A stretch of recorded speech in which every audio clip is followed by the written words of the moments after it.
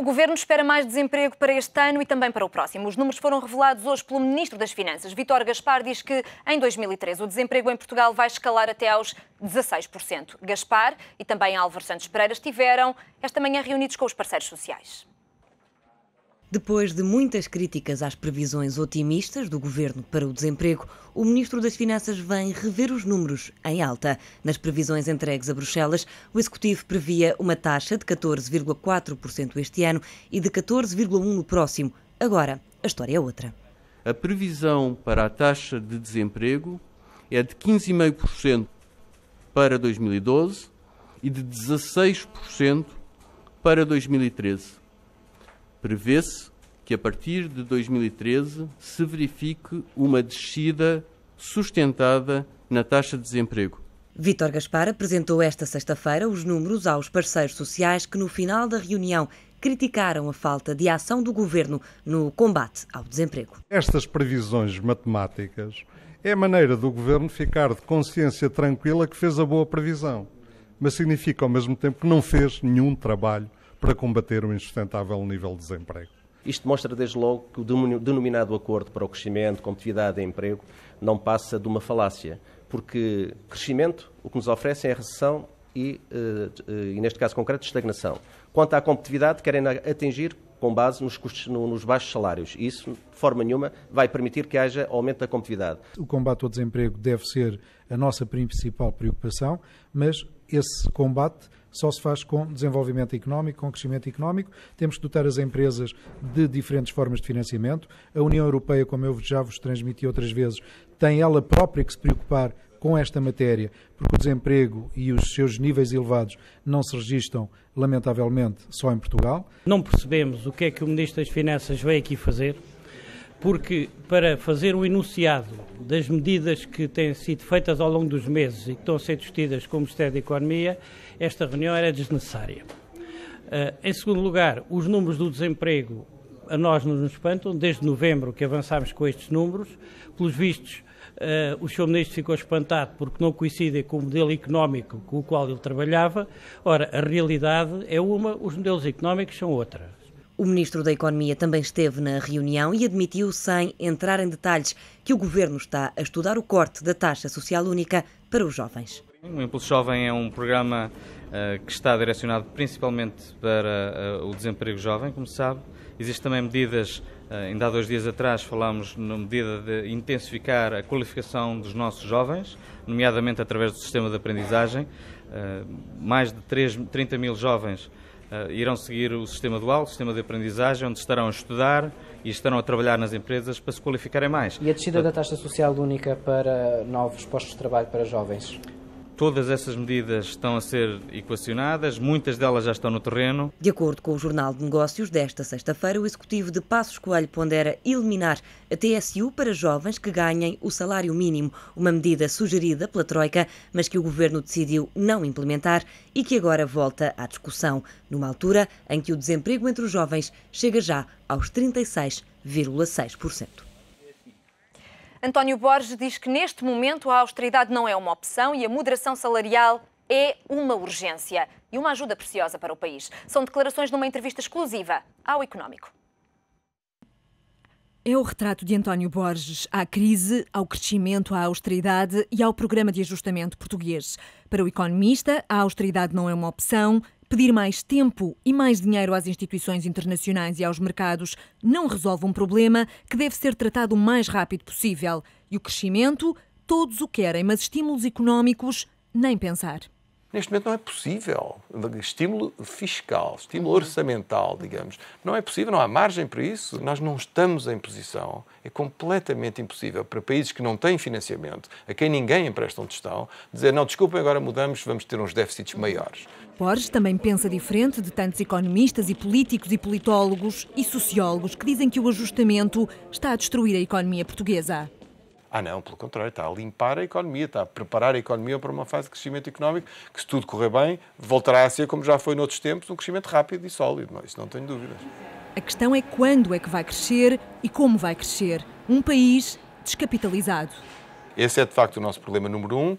Nós andámos muito tempo a poupar muito pouco dinheiro, a esbanjar muito dinheiro, a investir mal e, de facto, hoje encontramos numa situação dramática de completa descapitalização. É uma coisa confrangedora para todo o lado para onde a gente se vir. Falta capital, as empresas não têm capital, os investidores não têm capital. Estamos extraordinariamente dependentes do financiamento externo e do capital estrangeiro e tudo mais, não é? E esse é um dos motivos pelos quais o Conselheiro do Estado para as Privatizações as defende de forma veemente, mas apresenta outras justificações para que o Estado saia da economia. Precisamos desesperadamente de buscar capital.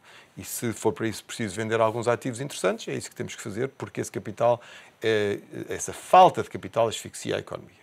Aquilo que é o problema é que nós temos em Portugal um Estado mais pequeno do que noutros países, mas temos o Estado mais interveniente da Europa inteira. Porquê que isso é mau? Porque o Estado intervém mal. Cá em Portugal, o Estado intervém sistematicamente de uma forma que destrói valor, que cria obstáculos à prosperidade. Um mau acionista. Não é só um mau gestor, é também um mau burocrata. Água, energia, correios, cimentos ou mesmo setor financeiro não são setores estratégicos, diz António Borges. São indústrias maduras e estáveis. Este é um dos caminhos para reganhar a perda dramática de competitividade. E por agora, há outra coisa a que os portugueses não podem fugir e que é uma ajuda fundamental para o país: a redução dos salários. A diminuição de salários não é uma política, isto é uma urgência, é uma emergência, não pode de maneira nenhuma ser uma perspectiva de futuro. E é o caminho para ganhar competitividade? Aquilo que se fez em Portugal durante muitos anos foi um crescimento completamente disparatado dos salários que nós não podíamos pagar e agora temos a necessária correção. António Borges acredita neste programa e nesta política e acredita em sinais de crescimento já no final deste ano, mas defende que isso não é suficiente. Depois, há muito trabalho a fazer e temos de ser capazes de o fazer. Hoje no comentário à atualidade são convidados em estúdio Jorge Bacelar Gouveia, constitucionalista, e Carlos Marques de Almeida, comentador do ETV. Muito boa tarde, meus senhores. Muito obrigada por estarem neste Em Foco. Começamos com os números do desemprego, novo máximo histórico, 15,2%, e uma previsão já revista em alta pelo Governo, 16% no próximo ano. O que é que explica estes números? Penso que a explicação está um pouco à vista de um excesso de austeridade. E estes números são tanto mais preocupantes quanto é certo também incluírem julgo que a maior subida da taxa de desemprego entre os jovens. E portanto, são sinais alarmantes em relação à situação que nós estamos a viver em Portugal. E penso que, perante esses dados, o Governo tem a obrigação de tomar medidas urgentes no sentido de reverter essa tendência. E repare que a questão do desemprego não é apenas uma questão de política macroeconómica.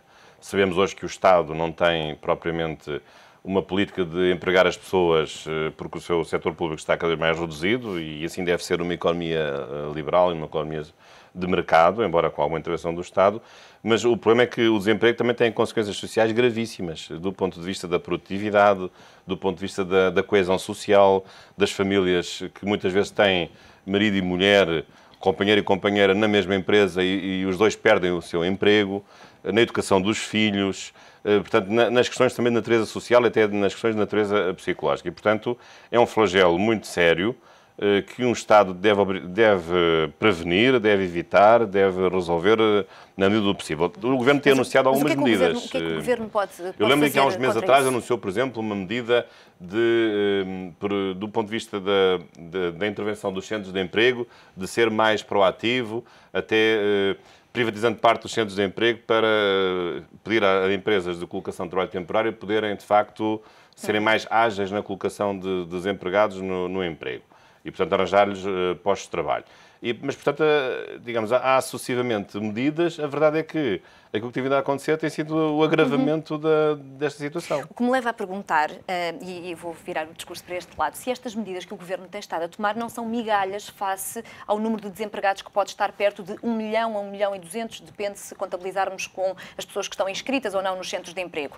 A questão é, tantas explicações se procuram, a explicação não pode ser pura e simplesmente a recessão? Ou esperava-se que o desemprego subisse em termos recessivos? O problema é que aquilo que aconteceu no mercado de trabalho tem estado a surpreender toda a gente, não só nas instâncias nacionais como nas instâncias internacionais. Ou seja, algo foi feito do ponto de vista político ao intervir-se no mercado de trabalho. Obviamente, as políticas restritivas e a recessão são uma parte da explicação, mas há, digamos, um efeito exponencial que se repercute no mercado de trabalho. Ou seja, era expectável que subisse o nível de desemprego, mas não nestas proporções. E, repare, todas as previsões do Governo falharam e, sistematicamente, todas as revisões e os números que são divulgados são sempre no mesmo sentido. Ou seja, a mim o que me parece é que o Governo aplicou um conjunto de medidas a uma situação que não conhecia em profundidade. Mas essas medidas já tiveram efeito no mercado de trabalho? Foram medidas que entraram em vigor há pouco tempo. Exatamente. E já tiveram efeito no mercado de trabalho? Essa é a dúvida. Ou seja, o Governo agora tem uma comissão que vai estudar o que é que aconteceu no mercado de trabalho. Porquê é que o mercado de trabalho reagiu desta forma? Quando, provavelmente, o que devia ter sido feito era, antes de intervir, o que é que se deve fazer para cautelar e para minimizar os efeitos normais que uma recessão tenha. Ou seja, eu estou a dizer isto porque há aqui, para além dos números em absoluto, há aqui um problema que é importante nós refletirmos sobre, que é até que ponto que componente deste número é conjuntural e que componente é estrutural. Porque muitas das mudanças que o Governo tem de fazer são mudanças estruturais. Que está a fazer ou não, na sua opinião? O Governo anuncia que está a fazer. São anunciadas reformas do arrendamento, disto, daquilo, daquilo, ou seja, mas nos relatórios da Troika é exatamente na componente das reformas estruturais que Portugal estará mais atrasado, enquanto que o programa de ajuste que diz respeito à aplicação da austeridade tout court é mais fácil, okay? Tem um custo social, mas é mais fácil. Mudar o modo como funciona o Estado, mudar o modo como se governa o país é mais complexo. Mas gostava de ouvir ainda uma ou duas soluções da sua parte também para que o Governo possa ajudar a combater o desemprego e, em particular, o desemprego jovem. Acha que voltar a pensar na taxa social única, na redução da taxa social única, pode ser, exatamente, pode ser uma solução? Não sei se poderá ou não ser uma solução. O problema aqui é o problema da competitividade. O problema aqui é que o Governo não pode inventar uma economia próspera quando não existe um tecido empresarial, nem iniciativa, nem uma cultura de risco em Portugal. Esse é o grande drama. Ou seja, pensar que o Estado tem a magic bullet, ou seja, tem uma bala mágica para resolver a situação, não tem. Eu acho que o Governo está a apresentar, ou seja, está surpreendido e reagindo à situação e aos números, vai apresentando estes programas setoriais que vão tentando minimizar sem resolver o problema e, sobretudo, o que está à espera é da grande decisão que vem da União Europeia. Ou seja, a grande decisão que for, o grande consenso europeu que for estabelecido pós-eleição Hollande, é que o Governo está à espera dessa decisão. E depois, então, aplicará aquilo que, no fundo, a parte do pacote que diz respeito a Portugal. Voltamos à TSU. Consegue ajudar-me aqui a tentar perceber se a redução da taxa social única pode ou não fazer com que as empresas contratem mais jovens? Eu não acredito, sinceramente. Porque, essa ideia de desvalorizar internamente, e, no fundo, é a tentativa de, enfim, reproduzir o efeito da desvalorização, não é? Tornando os custos de trabalho mais baratos. Eu não acredito porque e isso volta exatamente ao ponto inicial. Até que ponto isto é estrutural ou conjuntural? E eu suponho que há uma grande parcela aqui é estrutural. E neste momento os empresários não têm confiança para contratarem, nem têm confiança para investirem. Portanto, provavelmente, e há uma grande discussão sobre se essa TSU tem ou não tem efeito. Okay, pronto. Mais a TSU pode ter um efeito neutro porque se reduz os custos de trabalho, reduz as participações, digamos, a receita pública também diminui e o Estado vai ter que aumentar outros impostos para se compensar da diminuição da receita. Ou seja, neste momento, só para terminar, neste momento o Governo não tem solução e o Governo não sabe como resolver o problema. Essa é a sua opinião. Em relação ainda à taxa social única, a questão é, olhando em particular para aquilo que é a economia real, uma pequena, média empresa em dificuldades vai contratar ou não um jovem por conta da redução da taxa social única, ou contrata ou deixa de contratar precisamente porque tem atividade económica, tem que vender produto, tem trabalho? Até que ponto é que isto é realmente preponderante na contratação? Eu temo que a medida de diminuição da taxa social única seja uma medida meramente administrativa e burocrática e que depois não chegue à economia real, às empresas, porque no momento da verdade, um empresário vai escolher em função das características do caso concreto. O facto de haver uma redução pode ser pouco importante, porque o processo produtivo tem vários custos e a TSU é um desses custos, mas pode haver outro tipo de circunstâncias que levam a uma avaliação por parte do empresário na contratação de uma pessoa, as suas qualidades pessoais, a sua idade, enfim, a sua experiência anterior, o tipo de produto, o tipo de colocação no processo de produção. Portanto, eu temo que esse estímulo, se vier a ser realizado, tenho dúvidas porque pode ter um efeito neutral do ponto de vista do financiamento do Estado, pode ser apenas uma gota d'água num oceano de dificuldades. Mas, enfim, é uma questão que está em cima da mesa. Lembro que foi uma questão muito polémica na campanha eleitoral. O atual governo, antes partido da oposição, enfim, zigue-zagueou em relação a esta matéria. Houve até diferentes opiniões no próprio PSD sobre se esta medida devia ser aplicada ou não. Lembro na altura que até o Primeiro-Ministro disse que Portugal, ao contrário daquilo que tinha surgido da Troika, não era um laboratório para experiências, de andarmos aqui a baixar a TSU como se fosse uma experiência perigosa, e não queria que Portugal fosse um laboratório de experiências perigosas, mas pelos vistos agora vamos ter que vamos avançar com esse tipo de medida. Mas acha que esta medida é uma tentativa desesperada de tentar fazer alguma coisa para mudar estes números do desemprego? Eu admito que sim, e até admito, do ponto de vista das circunstâncias do desespero em que nós nos encontramos, talvez seja de tentar alguma coisa. Aliás, acho que é melhor fazer alguma coisa do que não fazer nada. A história da TSU no último ano é, de facto, essas oscilações permanentes, vai ser aplicada, não vai ser aplicada, vai ser aplicada, não vai ser aplicada. Portanto, ela agora é retomada neste momento, quando os números do desemprego são apresentados, o que significa que é, obviamente, uma solução de última instância e de desespero político. E, portanto, eu também tenho dúvidas em relação a algumas medidas que têm surgido no sentido da flexibilização do mercado de trabalho, porque, numa altura destas, o desemprego está a aumentar, nós ainda estamos a flexibilizar mais o mercado de trabalho na esperança de que a menor rigidez dê mais oportunidades de emprego. E, pelos vistos, não é isso que está a acontecer, é exatamente ao contrário. Portanto, ainda estamos a precarizar mais o emprego que existe, sem que o novo desemprego mais tarde se possa tornar emprego. Só que isso mais uma vez, prova de que o Governo não estudou atentamente as características do mercado de trabalho em Portugal, para de maneira a intervir de uma forma orientada. Ou seja, o que faz é importar... O mercado não tem fluidez, não é um mercado concorrencial como é noutros países, não tem essas características. Mas o que o Governo faz é importar soluções que vêm de outras circunstâncias, de outros contextos, e tentar aplicá-las em Portugal, e elas não funcionam. Não sei se leram a entrevista do António Borges, ouviram a entrevista do economista António Borges. Sim, senhor, e dou os parabéns ao Económico TV por ter feito, e assim em particular, por ter feito uma entrevista muitíssimo boa do ponto de vista do discurso. E agora gostava de ter a sua análise em relação ao conteúdo. Bem, eu conheço bem o professor António Borges. Quando eu fui deputado, ele era vice-presidente da Comissão Política do PSD, uma pessoa de grande prestígio e um universitário notável. Mas eu penso que ele não foi muito feliz nesta entrevista, sinceramente, em relação ao seu conteúdo.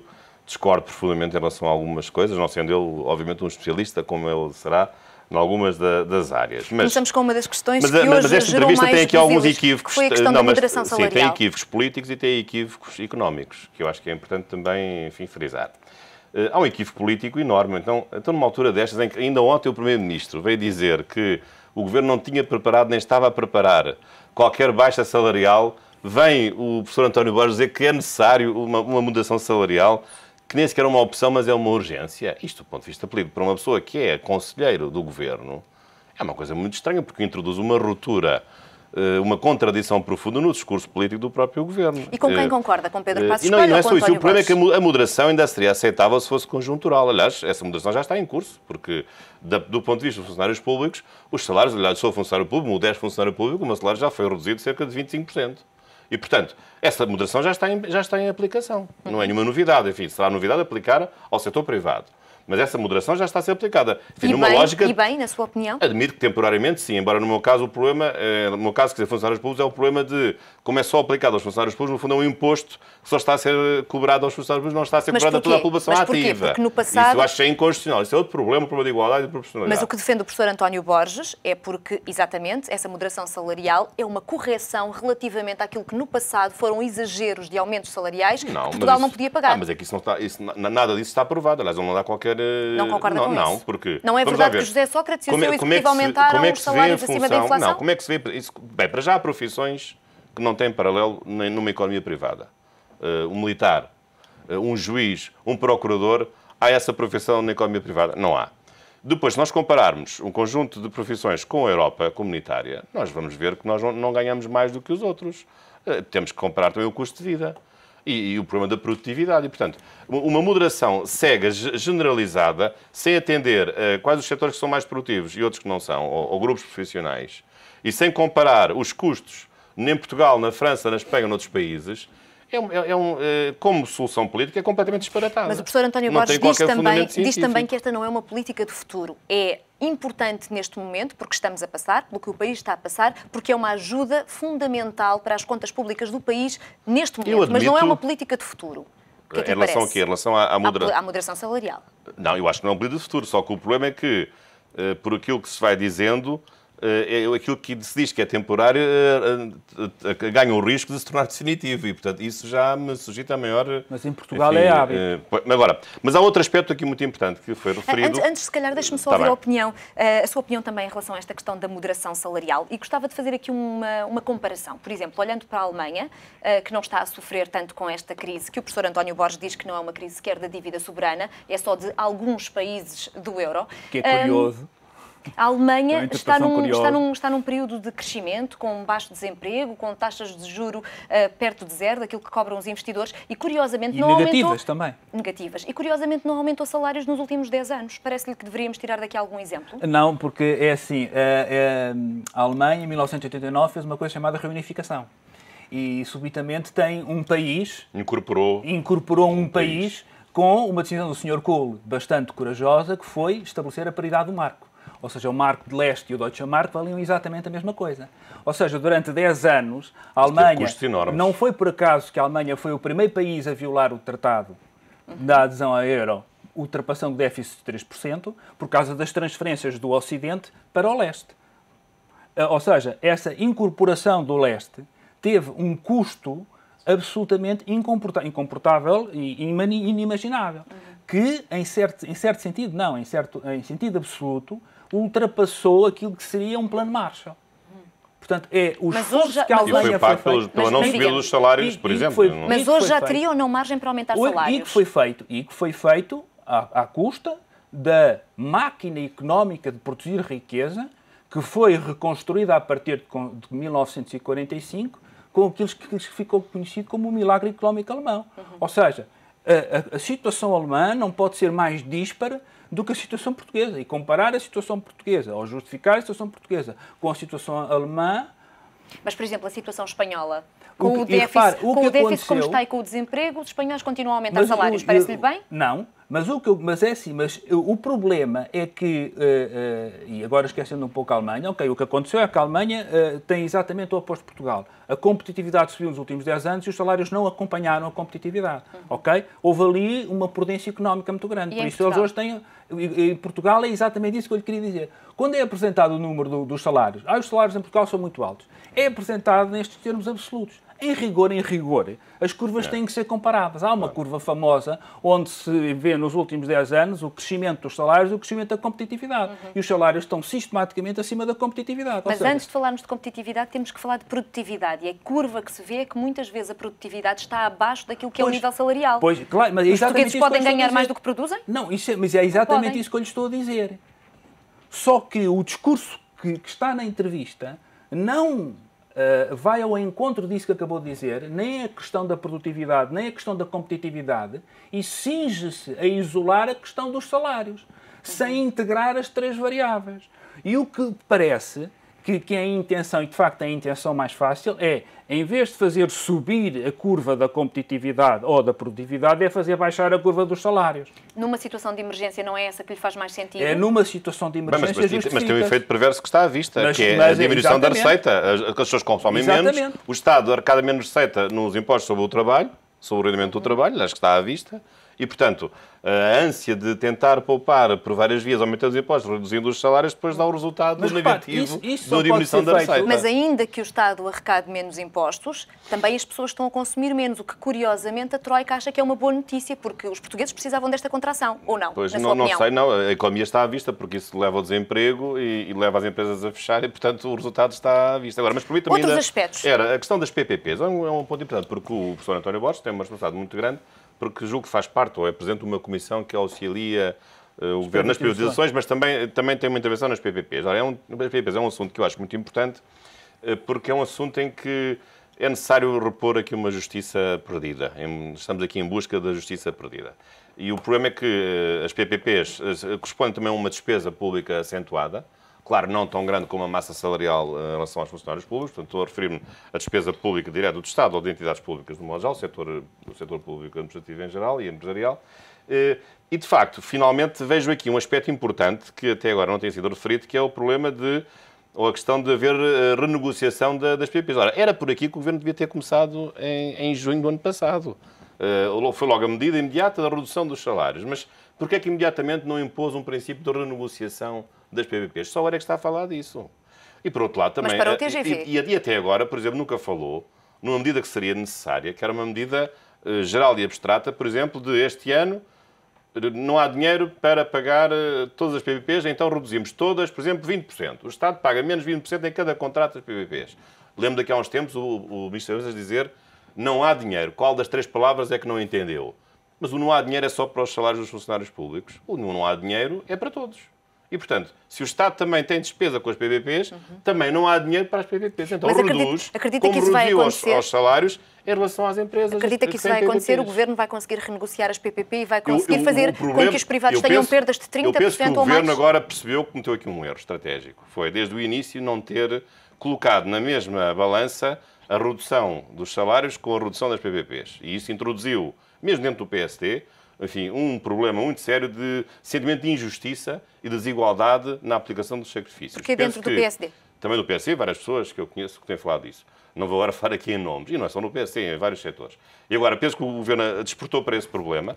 Aliás, a Comissão de Inquérito é importante para se descobrir a verdade das coisas. Têm aparecido coisas inacreditáveis. A última foi daqueles contratos paralelos de financiamentos no respeito às estradas, que nem sequer passaram pelo Tribunal de Contas. Isso é só o princípio, a ponta do iceberg, muito mais estará para acontecer. Mas o problema que me parece é que houve aqui um erro estratégico não ter percebido que o princípio da crise não é só para os funcionários, mas também é para as empresas e para os mercados. E, portanto, o Estado tinha ao seu dispor instrumentos do contrato dos códigos públicos ou fazer uma lei especial para o assunto para aplicar uma redução geral e abstrata em relação às despesas que têm todos os anos com as PPPs. Mas não teve coragem para fazer isso, ou com medo de haver uns advogados geniais que pudessem contestar isso em tribunal, ou com medo do poder económico das multinacionais que têm contra as PPP. Mas penso que o Governo não pode ter medo de governar. Pegando nesta questão das PPP, gostava de lhe perguntar se acha ou não que este Governo está a fazer o que deve em relação ao combate aos interesses económicos instalados.